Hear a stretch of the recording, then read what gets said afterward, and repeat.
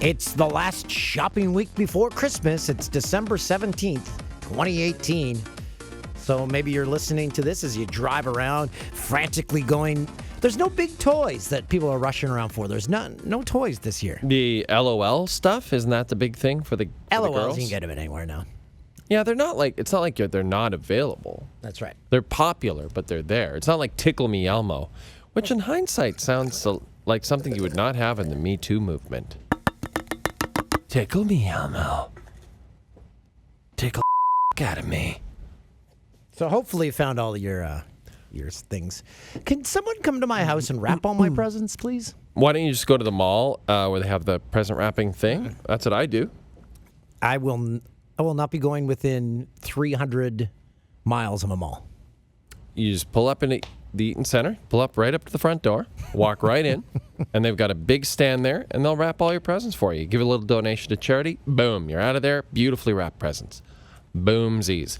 Hey, Mark Masters. People really enjoyed our Mark Masters discussion last week. Mark has a response. Well, can we just get a recap of we heard it in the recap. Okay, so you heard the Mark Masters. We were talking about him arriving at the World Juniors. Yeah. And he has a response. Okay, I want to hear this. For TSN, I'm Mark Masters at the World Juniors. That's how he's signing off all his reports now. Oh, there's one more, Dan. For TSN, I'm Mark Masters at the World Juniors. Now here's Jay and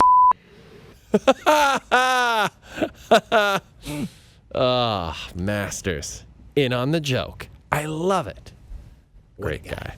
Now here's Jay and That's how we should start every podcast. Now here's Jay and I like how my name's a swear word. Yeah, in some people's eyes it is. Thank you, Mark. Mark's, as Bob McKenzie said, embedded with Team Canada during the World Juniors, so make sure you tune into TSN for all the World Junior games. Hey, you're gonna check it. You're going to be able to see little Masters ringside reporting. I'm wearing one of your ties, by the way. I just realized this. Oh, yeah, that's one of the Fox ties. That's right. You were giving them away, and usually staff members come into the, It was just amazing. Take the ties. I got to the ties before them. I don't understand. What? I didn't get any Fox ties because so at the Fox wardrobe department, they had a section where there was approximately 8,000 ties. So my ties would come out of there.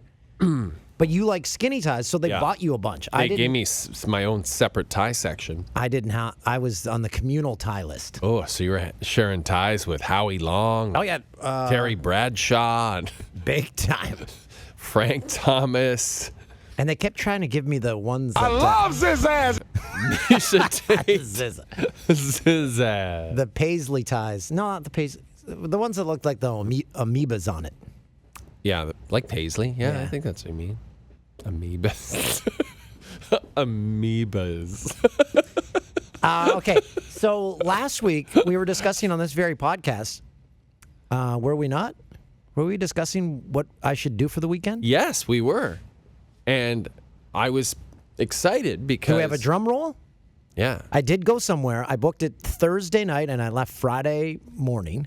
And you returned Sunday evening, right before we taped our first Jane Dan TV show of the week. And where did you end up going, Dan? Here's the drum roll.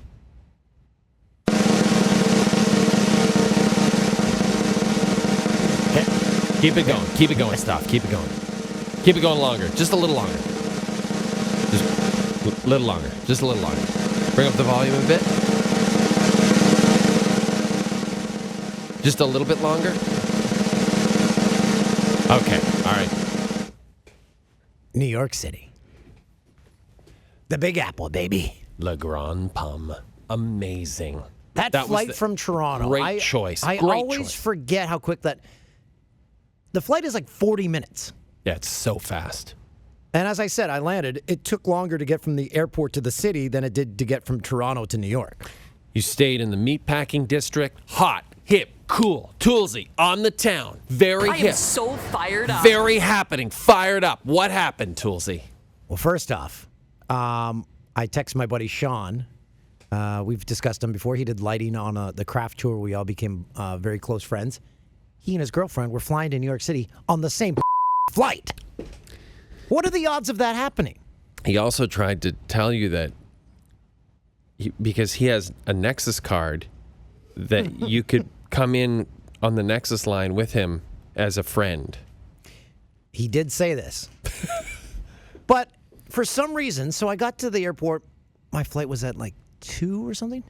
I walked in. Mm-hmm. Security you're talking about. Yes. Yeah. And I said to the lady, I'm like, where is everyone? I was the only person there. Where was everybody? She's like, I don't know. I've never seen this. I was like, I've never been in security where I've been the only one. That is pretty weird. Yeah. At that point where you're like, maybe I should stay home? No, it was great. So went up to the lounge. They got there. We had a cocktail, did a shot before the flight. You upgraded to first class. And who was on your flight with you, Tool? Sitting directly behind me. Directly behind you. Who was on your flight? Was Canadian screen legend Frank D'Angelo. Frank D'Angelo. Meow. Star of the Cheetah sports drink ads. Star of the Rapini ads. Host of Being Frank with Frank D'Angelo. And then star of many, many wonderful motion pictures. In the direct seat behind me. There he was. Did you talk to him? Did you chat with him? No. If he was sitting next to me, I would have chatted to him. But got off the plane. He had the old sign waiting for him. A Rolls Royce was there to pick him up. They had the Frank D'Angelo sign. The reason I went... Listen to some of the movies very quickly that Frank D'Angelo's done, Dan. Sicilian Vampire. The Red Maple Leaf. The Neighborhood. And The Joke Thief, which is his new movie that he was probably going to New York to promote. That Brendo, our writer, said he shot in 2 days? Yeah, 2 days he shot it. And apparently he also had to do stand-up scenes. He shot the stand-up scenes in one take over 2 hours at a real comedy club. The guy's a legend. Yeah, I mean, that's actually kind of impressive. We were saying someone needs to do a documentary on Frank D'Angelo, but not until he's dead, because there's a good chance he wouldn't be happy. I was watching the movie Crazy Rich Asians on the way down. Very good. Again, the flight's not long enough to watch a movie, so I got to get back to that one. Like every movie in my life, I've got to get back to it. That's pretty much like everything. You've seen a bit of it. So Julie Stewart-Binks, who's been on this podcast, she's the main reason I went down. She was having a Christmas party Saturday night. So she said, Tulsi, we're partying from Friday right till Sunday. I'm like, yeah. Okay. She goes, what time do you land? I said, I will be at my hotel at like 4. She told me a hotel that's close to her place. It was a 15-minute walk to her house. So I land. I'm like, okay, I haven't heard from Binksy. Finally, around 5, I send her a message. Binksy, all right, I'm here. She's like, yeah, we're out for drinks. And I'm like, okay, where? Nowhere close to you. Okay. Then she's like, did you take that as a sign? Like maybe. Yes. Then she's like, we're going for dinner at 9. I'm like, I guess. Can I come to that? Now, did you, like at this point, are you like, is this woman trying to give me the brush off? Like, is this woman trying to, in a very subtle way, say, I know I said I wanted you to come down, but I didn't think you would actually come? Yes, of course.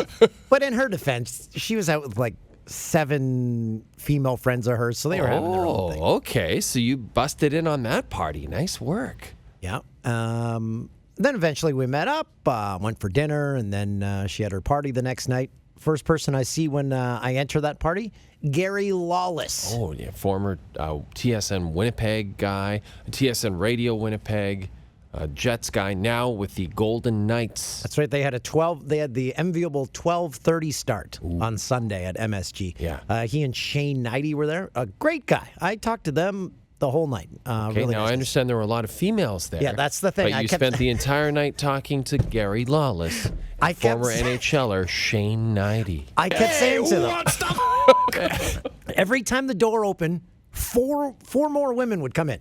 And I sit there talking, I'm like, guys, there are approximately 90% women at this party, and we have been talking to each other the entire time. And we didn't know how to solve that issue. We didn't want to be creeps, so we just kept to ourselves. That's even creepier. Oh, you were even creepier. Yeah. Who are those three gay guys in the corner? Well, wait. I did start talking to this one lady. Here we go. But she was very standoffish. Oh, that's no fun. Every time I'd go back to say hi, she'd be like, "Can you give me a minute?" I'm like, "I don't. You solving like world peace?" Who says that to someone and at a then party? she said Can you give me a minute? Wouldn't you just let them in on the conversation and then eventually you could talk to that? Why would you say, "Couldn't you give me a minute" to someone at a party? And then she did it again. I walked over. I'm like, "Hey, what do you guys? Give us a second, okay?" I'm like, "Okay, I give up." That's my one attempt. She must have been attractive for you to even try it more than once. No, someone said she was standoffish, and I'm like, "Yeah, I take that as a challenge." Right. That's She's like a hideous looking, but she does not like me, so I'm going for it. A wild horse, like you're like, "Oh, I can tame that." I'm going to tame that horsey. And that horsey's like, "Nee, f*** off. Nee." And you're like, all right. And my entire body hurts because before the party, Sean and his girlfriend, Christy, they were up at, they were in Times Square, right around there. And they're on Fifth Avenue. I walked from my hotel to go see them because I don't know how the subways work. And The subways in New York are I know. easy. yeah, Or even you just ask someone. I needed fresh air. It was 4 miles there, 4 miles back. And I did not have proper footwear.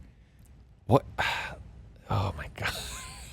I had time on my hands. Banksy wasn't nowhere around. Taking your calls. She wasn't answering your calls or texts. No, she was preparing for a party, so I'm like, I'll figure this out myself.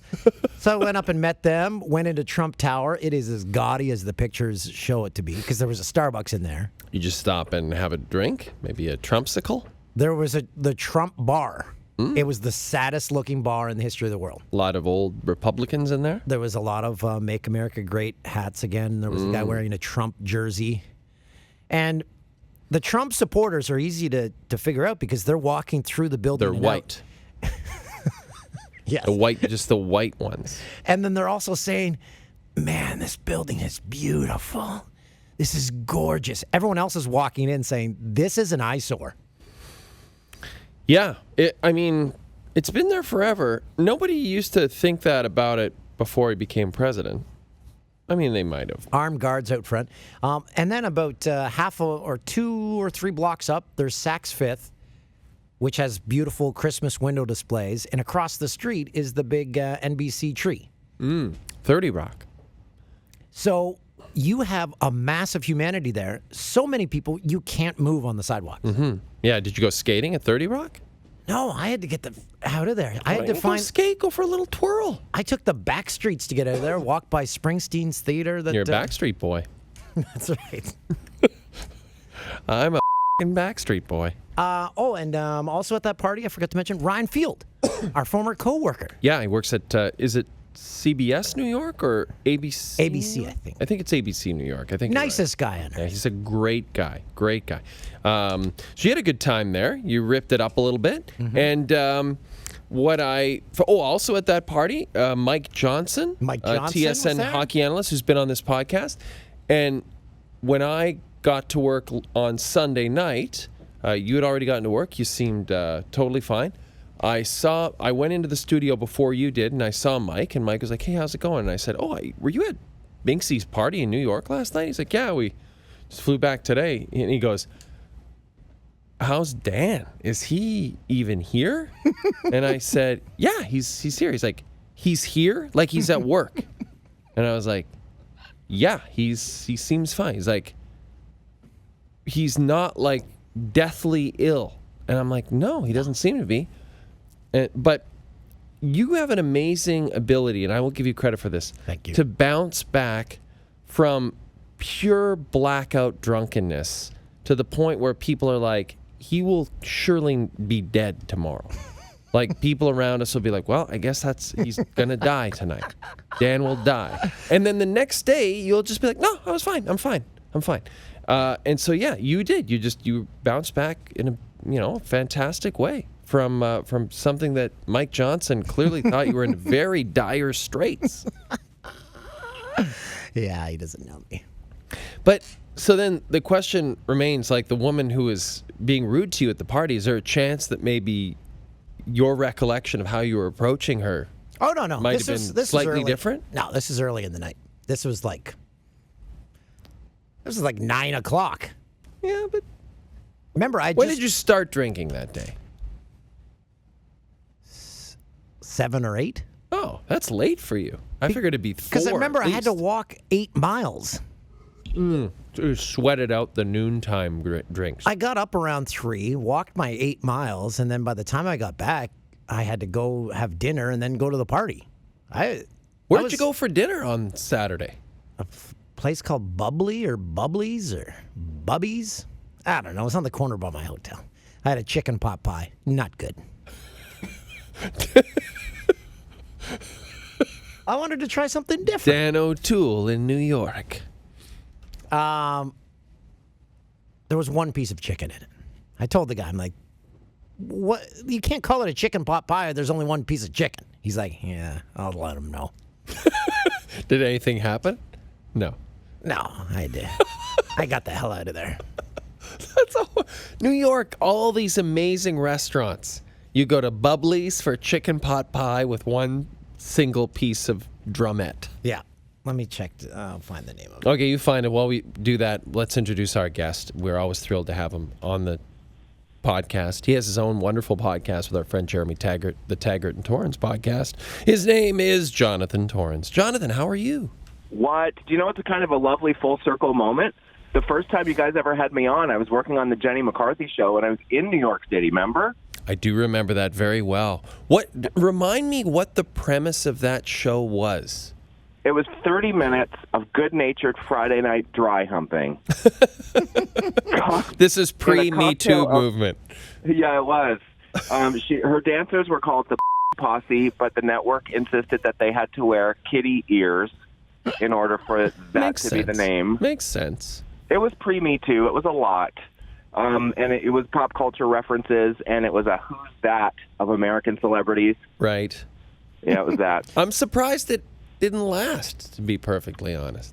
You know, it was, as you guys have discovered, sometimes in America, there are so many cooks in the kitchen. Yeah. And especially when something's a comedy, it has to be someone's vision as opposed to trying to be all things to all people, because it stops being anything to anyone, you know? That is very, very true. Very astute of you, Jonathan Torrens. How are you spending the holiday season, my friend? What kind of things are you going to be doing with the fam?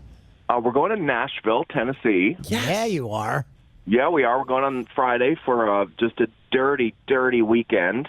And coming back on Christmas Eve. We bought a place down there last year, actually. Love that town. So this is amazing. Tell us more about this. What led you to buy a place in Nashville? Just your love of the city? It's almost like your cottage in a way, your camp, your cabin. It is kind of. 96 people a day move to the city of Nashville, which doesn't sound like a huge number. But when you consider the size of the place, and every time I hear the number of people that live in downtown Nashville, I have to stop in my tracks and double check. It's something like 2,000. Some tiny, tiny number of people live or lived a few years ago in the very downtown of Nashville.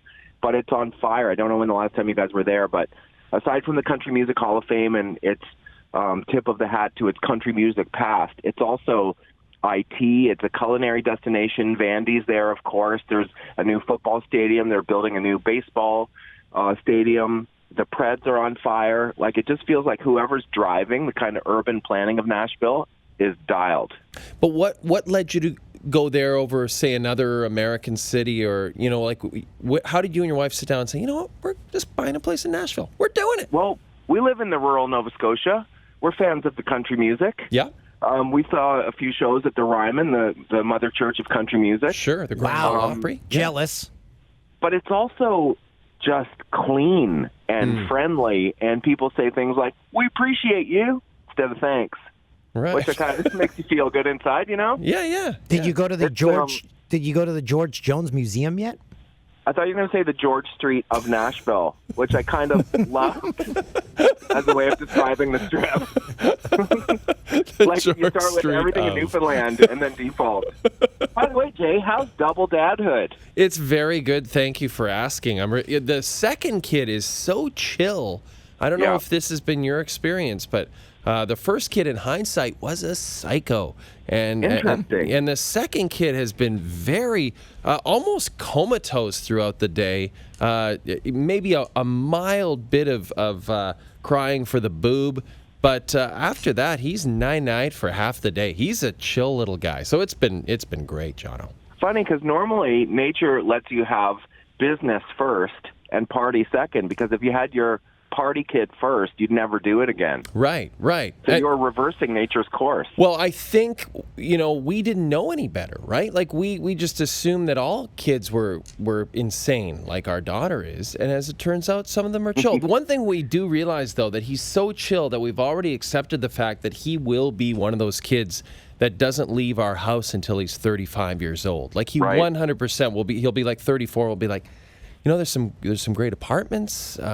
You could totally find. No, I'm good here, guys. That's what it's going to be like for all of us, because our kids won't be able to afford housing. That's true. Well, out here they can, Dan. Oh, okay. We just have to move out there. That's no problem. Yeah.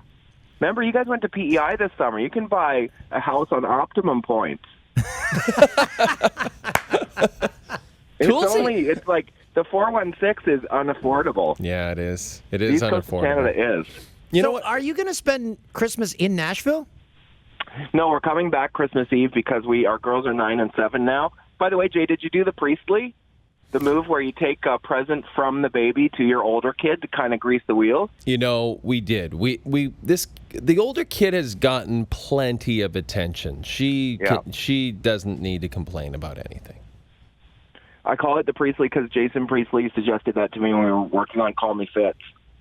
And it was so greasy, but it was so effective. Just like the other move, I can't remember if you told me this one was in the delivery room. You bring treats for the nurses. Like I brought cupcakes this time, like two dozen cupcakes. Oh, that's a good move. And we get a little more love, a little more. Everyone checking in. Everyone good. Everyone good. Everything fine. Can I get you anything? A little more of that. Okay, so having seen how you left the show abruptly to go to the hospital.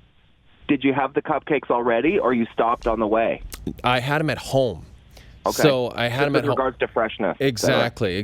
They might not have been as fresh as I would have liked them to be, but I think the message still got through. But I barely made the actual birth itself. I barely made it there. How many minutes? 30 minutes to spare. Wow. Yeah, I was lucky. They had the baby in a drive-through. We thought about it. That would be weird. But, now that I've seen 2 births, it's not as complicated as I thought it was. Like, you could do it at home. The cavemen figured it out. Yeah. It's not like... They say the first one's glass and the second one's rubber. First one, you're kind of hovering around them, afraid to breathe. And second one's like, I don't know, I haven't seen it in a couple of days. That's fine. That's right. I remember lots of times. Yeah. Remember with the firstborn, you would always wake up, you're like, things are too quiet. Yeah. Is that thing it's still eerie. breathing? But the second one, you're like, Adam, it's fine. It'll be fine. Yeah, we live in a 4-story house, and we'll often be on the 4th story, and the kid will be on the main floor, and we'll both look at each other like, who's watching the kid? No one is. Wait. No, nobody's watching the kid. He's in a bassinet by the fireplace, and the fireplace is lit. Then your daughter's putting it in a laundry basket and firing it down the stairs. Yeah, she's coming up with diabolical schemes to get rid of him, that kind of thing. So, See, John, that's the way we have a slide in our house. It's easy. Perfect. what are your Christmas traditions? You said so you'll be coming back Christmas Eve. Yes. It's nice, to have kids and kind of create your own Christmas traditions. We have the whole family over on Christmas morning for a nice big brunch. And then we have the traditional getting of the wasted, which is something that it's an East Coast tradition that we look forward to every year. What's the drink of choice? Well, I'm a rye guy, so I usually start parking Ryan Diet. I love that. Although a couple of years ago I had the kidney stones, and someone told me it's because Diet Coke really contributes to the buildup. So I've tried to get back on the Ryan Gingers. Oh, Ryan That's my Gingy. commitment to good health. Wait a minute. So you and Jeremy have experienced the kidney stone nightmare? Yeah, the last thing I remember them saying to me at the hospital is, well, you can pass it, Potter. We'll go in and get it. It's up to you. Oh, my God. And then I was out of there so fast. Oh, my God. Because it can be really bad news bears. Have either of you guys ever had them? No, I've never had one. Everyone keeps saying it's the worst pain you can ever go through. It's like passing a stretch limo where there's room for a Vespa. Oh, it God. should not be mathematically possible. And when it comes out, do you pee screaming? into a strainer so you can see it? Well, yeah, they give you a little, for lack of a better term, it's like a little Ku Klux Klan hat, like a tiny white hat, and you hold it upside down, you relieve yourself into this hat, and then should you be lucky enough to pass it on your own will, then you catch the little pebbles. Oh, God. So they told me it was the size of a grain of sand, and I think that was strategy, because if they told you it was the size of a marble, you'd probably get inside your own head about it, so to speak, and not be able to pass it. So it's like a peppercorn. It's like a peppercorn. Oh, God. Was it jagged edges? No, it wasn't crazy. I could mail them to you. Yeah, send it to us. We'll take a picture. I tell you what, as soon as Canada Post is not on strike anymore, I'm going to fire those guys in the mail to you.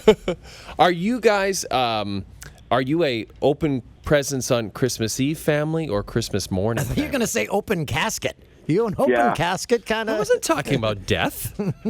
We were allowed to open one kind of lame present Christmas Eve, That's us usually too. socks or underpants Yes. from a underpants. grandparent. Yeah. And then Christmas morning, we did have to go around one present at a time, none of this rip-tear stuff. And we always had to wait until my mother had her lipstick on and at least one cup of coffee before we could get her going. Lipstick. Interesting. So one Christmas morning, my brother taught me how to play chess because I got a chessboard in my stocking before our parents were up. Oh, wow.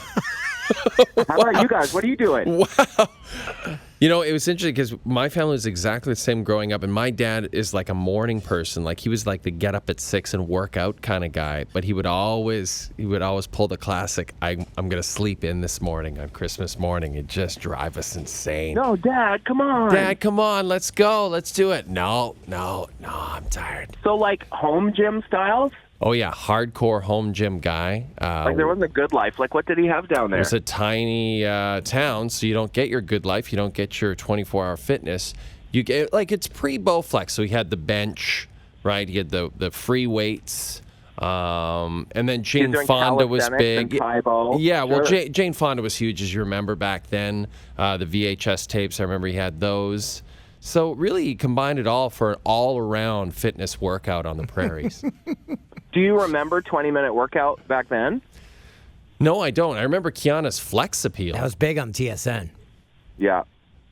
Oh, yeah, they used to have two bangers of those, like 11 to 12 every morning. Exactly. Jim Van Horn was so great. He'd do those sports desk updates, and he would throw after the update. He'd be like, all right, and coming up, Kiana's Flex Appeal, and you'd just have the creepiest look to camera, like, yeah, we're about to see Flex Appeal's pretty racy for the time. It was. It was extremely. Yeah, like both the subject matter and the name. Yeah, no, she was well endowed in the boob area. And but then she was really, like, if you watch it now, it's all over YouTube, Kiana's Flex Appeal. She's doing legitimate exercises. For sure. You know, she just has fake Flexercises. So is 20-minute workout before your time? I don't know. What was 20-minute workout? Are you kidding? Am I breaking this news to you guys? Maybe. I guess I'm that much older than you. 20-minute workout was, imagine 3 Kianas from Kiana's Flex Appeal joined at the hip doing aerobic activities with extreme close-ups of their glossy mouths and headbands. What, and is this on sideways to CTV? camera. No, I think it must have been American. Oh, okay. That's worth a Google. I don't remember that. I remember Hal and Joanna. Yeah, there was nothing erotic about them, though. Or was there? Was there? Weren't they a couple, though? Weren't they a couple, John? Oh, yeah, they still are. Yeah. Yeah, they were on the Mr. D show last summer, and were like total troopers and happy to improv and happy to be there. And in one scene, I said at the end of it, do you guys swing? And Hal was like, we're up for, honestly, whatever. Didn't even stop him in his tracks. Awesome. That's He was amazing. like, I don't know if this is on brand. He was all in. See, We found the 20-minute workout. Yeah. Christoph pulled it up. Dan brought it up here. Double counts, left arm, reaching up. So they're in onesies, not onesies, but they're in like what do you call that? Leotards? Or Leotards. unitards? Unitard. There's 3 of them I feel doing like some there was stretching. more thrusting in the 20-minute workout. I don't This is the remember this at 20-minute all. workout. Anne, Bess, and Lori. We didn't have American channels up on the northern prairies. Didn't you? Well, I wonder how we got it. On PEI. It must have been some errant satellite. I don't know. I don't remember this one. So, Jono, you brought up Mr. D. It's all over. Oh, yeah, it's over. It's all over. Man. Wednesday night is our big finale. Amazing. And we had an 8-year run, which is, really a luxury in this business, in this country. Yeah, that's But I've been unheard lucky. of. It is, yeah. And I feel like one of the things that has allowed me to stick around for as long as I have is that I've kind of jumped on to something new kind of at the end of the thing that I'm working on. So Trailer Park came along at the perfect time towards the end of Jonovision, and Mr. D came along at the perfect time towards the end of Trailer Park. And so Wednesday is the finale of Mr. D, and then Christmas Day, I make my debut in Letterkenny Problem. No way. Yeah. No way. Are you a recurring character on Letterkenny? Well, so far it's one episode, but I was considering it a pilot for a new series. I think you should consider that. So did you go up to Sudbury and shoot with them? Yeah, and I don't know if you guys watched The Walking Dead or Prison Break, but Sarah Wayne Callies played my wife, and she is a phenomenal actor. Wow. And we play Mennonites. Amazing. We play Amazing. Mennonites. Yeah, I'll send you guys a picture. I have the big underbeard and everything. Oh, so wow. My only criteria was I wanted to do something where I was virtually unrecognizable, because I think that's the key to sticking around a long time is if people can picture you in a different light. Yeah. So we always discuss your TV career. What was your first TV gig? What year? Well, I started on Street Sense in 1988. 88. What a show. Yeah. Might have been 89. What a show. Might have been 89, but it is 30 years since I started on Street Sense. But a couple of years before that, I was in a shopping center commercial, and I was one half of a 2-person horse costume. Were you the And I was ass? not the front. Yeah, it was my first bout of typecasting, Dan. From that moment on, You've been battling I knew it I'd ever been since. bitten by this business we call show. I remember an 30 episode of Jonovision you did where it was like a Degrassi reunion. Yeah. Yeah, In Degrassi. fact, have we not talked about this before? The first person that we booked for our Degrassi reunion was Neil Hope, who played Wheels. Oh, okay. And then Unfortunately, it turns out there was some friction between he and one of the other cast members. So we opted to go with the other cast member and kind of uninvite Neil, which didn't feel great. But we felt the cast member we ended up including was higher profile. Right. And then he met a really not that happy end, remember? Yes, he Right. was in Hamilton. They wasn't it that they didn't know he had passed away for a long time? Like, Yeah, I feel like people didn't even know for 4 or 5 years, and he really lived pretty close to the bone, I gather, and had a hard go of it. yeah. But for our little talk show, doing the Degrassi reunion was probably the biggest ratings we ever got. And according to lore, it reminded creator Linda Schuyler that there was still some gas in that Degrassi tank, and that was at Interesting. least part of the impetus for the Next Generation. Isn't Did that you something? did you ever appear on any Degrassis? Well, yeah, so the original Shane in the original Degrassi, He was the was one who married got to Spike. right. He got Spike pregnant, right? he got Spike pregnant, and Yeah. then he jumped off a bridge after taking acid. Yes, as one does. So in Degrassi, The Next Generation, which was about Spike's now 14-year-old daughter, Emma, they wrote a very special 2-part episode where she thinks her dad works at a hospital, but it turns out he's a patient. So she runs away from school. Okay, it's a deep dive. Spike is now with Snake. Yes, And they're right. expecting their own baby. Emma's feeling left out, so she cuts school to go find her dad at a hospital who's not a doctor, but he's in fact a patient, played by Buddy from Street Sense. Wow. Because you, the Buddy. original actor, Billy Parrott, is a realtor in Toronto now and didn't want to do the episode for whatever reason, so they knew they needed somebody blonde. Well, the market was on fire at that point, Jono. So, For blonde Canadian actors? well, Just for me and Jerry D, that's all you got. no, the real estate market. That's why. So Oh, yeah, the real Mr. estate market's Parrott. on fire. Yeah, that's why he didn't want to step away. were you Fair in enough. any scenes with Drake? No, but he was, pardon me, he was on the series at that time, and those were the years when he was like going to the studio all night, sleeping on his dressing room floor. I remember that he was very mannerly and friendly, but safe to say he was kind of a quiet guy, kept to himself a little. Like, not in a Dateline NBC way, but That's like Dan. Like, not how Neighbors would describe, like, not one of those, but just not super gregarious. Yeah, murderer's always described by Neighbors. He kept to himself. He was quiet. That's a quiet guy. I know. Didn't bother us. Incidentally, Taggart and I are doing a record. Yes, I saw. And one of the things we were doing last week was we have a Gordon Lightfoot rap banger because Gordon lives across the street from Drake. Yes, So in the Bridal our Path. track, yeah, exactly. Our track is as if Drake created a beat for Gordon Lightfoot. I saw you. I believe Jeremy may have posted a little bit of the track, or maybe he's just sent that to me. I can't remember, but I cannot It's wait. a banger. It's When's called The Score. when's the album coming out? Probably fall 2019. I'll Exciting. spit 4 lines for you. Ready? Okay. It's the OGGL, straight out of Aurelio. Bridal Path now, because my album sold really well. It's hard to rap like Gordon Lightfoot, because you still have to maintain his kind of rhythm and cadence. So It it's is hard to spit 16 real quick. Now you're doing that, and then what else is going on with the podcast? Before unfortunately, we got to let you go. But what else is going on with the podcast in the new year?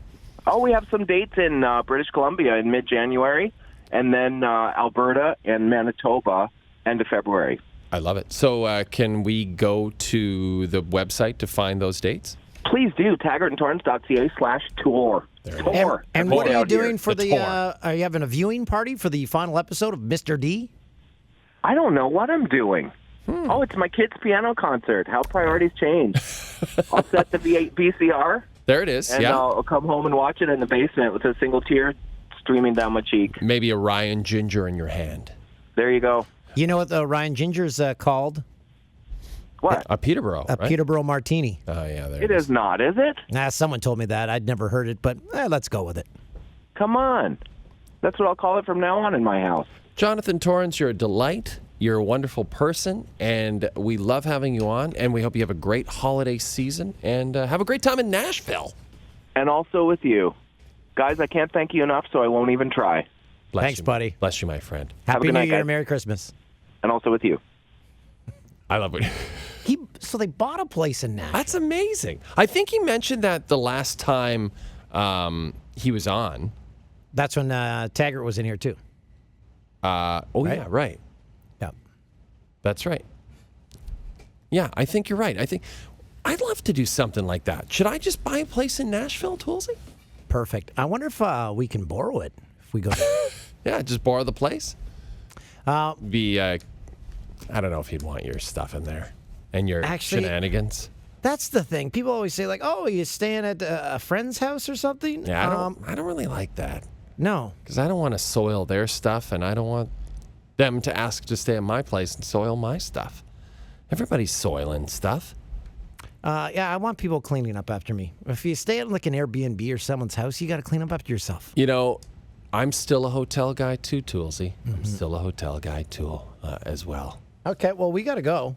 Well, before we go, we have a special guest who wants to say hi to you, Dan. A very special guest. Can you guess who that guest might be? No idea. I didn't time this very well because I thought she'd be on the line, but she's almost on the line, and she wants to say hi to you. Okay. Now take a guess. Take a wild guess. Banksy. Toolsy, you're right. And she's fresh from an audition in L.A.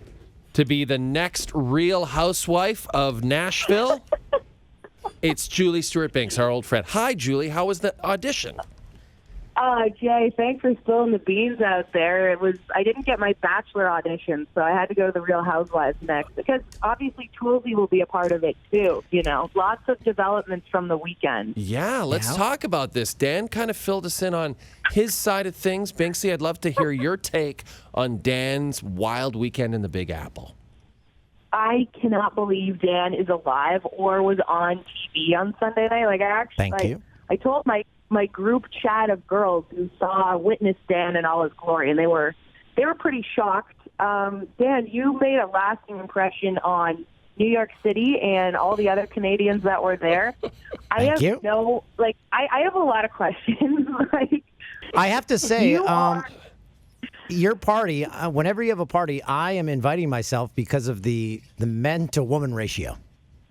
Yeah, it was a good ratio for you. Too bad you didn't exploit that at all. But. Yeah, so here's the thing. He admitted that he spent the whole night talking to Gary Lawless and Shane Knighty.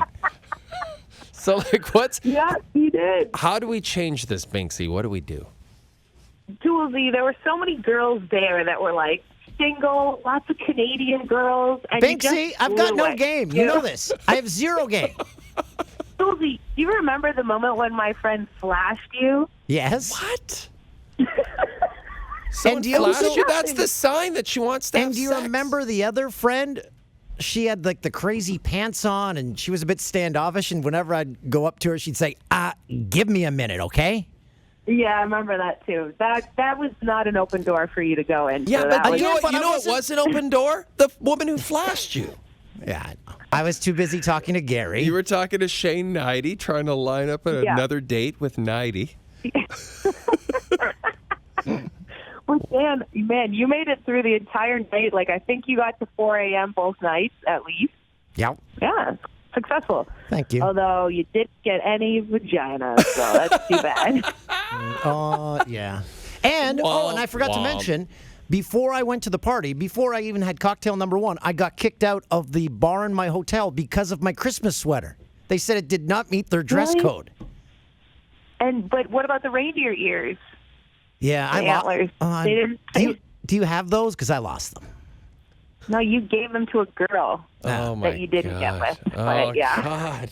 Yeah, well, Dan became basically a crazy boyfriend. You wouldn't let me talk to any guy. Whoa, what?